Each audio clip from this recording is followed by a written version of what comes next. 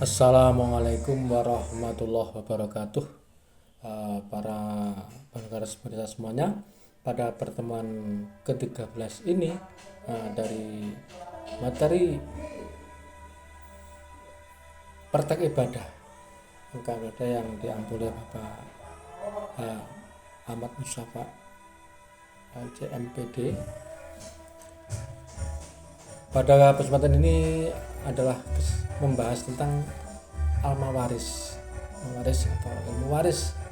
Mawaris adalah cabang ilmu yang sangat penting dalam hukum Islam.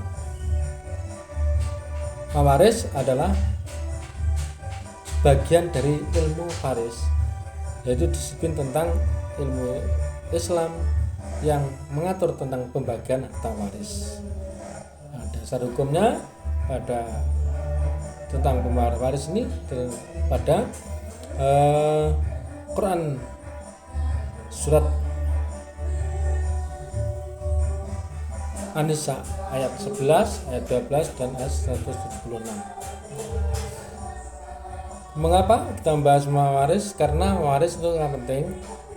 Karena tujuan ilmu waris adalah menegakkan keadilan ekonomi dalam keluarga. Yang kedua, menghindari perselisihan dan pemutusan silaturahim atau silaturahmi. Yang ketiga, menjaga harta anak yatim dan kaum lemah. Itu tujuannya. Kemudian tentang syarat dan rukun mawaris.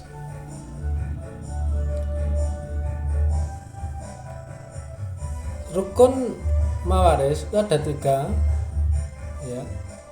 1, mewaris atau orang yang meninggal dunia. Yang kedua, waris atau ahli waris yang masih hidup saat mewaris meninggal. Yang ketiga adalah maurus atau harta peninggalan yang sudah bersih dari utang dan biaya untuk kebutuhan pemulasaran jenazah. Jadi utang-utang sudah selesai, sudah dilunas, pembiayaan tentang pemulasaran jenazah sudah lunas, itu baru bisa diwaris, dibagi ya. Kemudian syarat-syarat sah waris. 1, meninggalnya mewaris secara hakiki atau hukum atau vonis hukum. Jadi syarat. Yang kedua, hidupnya waris saat kematian mewaris, jadi masih hidup. Yang ketiga, tidak adanya penghalang atau hijab tentang hukum kewarisan. Kewarisan tidak ada hijabnya.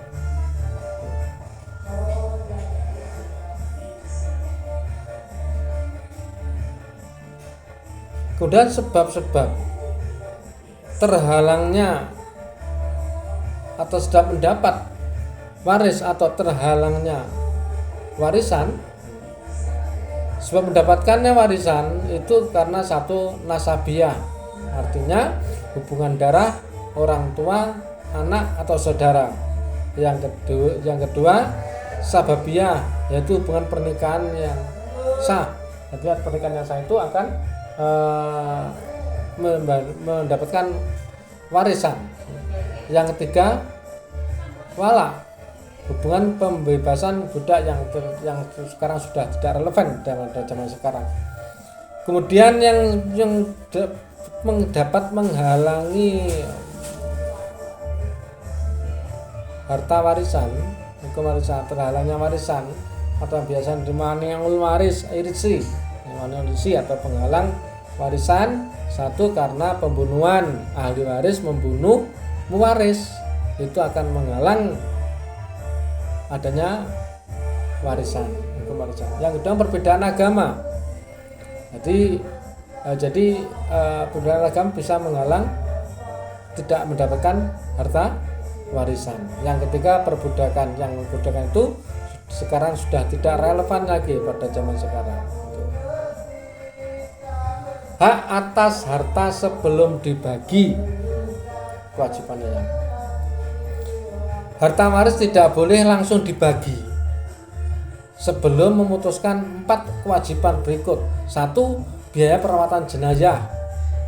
Yang kedua adalah pelunasan hutang. Jadi kalau hutang sudah lunas, ya, hutang-hutang yang waris yang meninggal itu sudah lunas, itu baru atau ada nazar, itu tentang misalkan tentang zakat, tentang haji atau nazarnya lain, itu sudah dilunasi.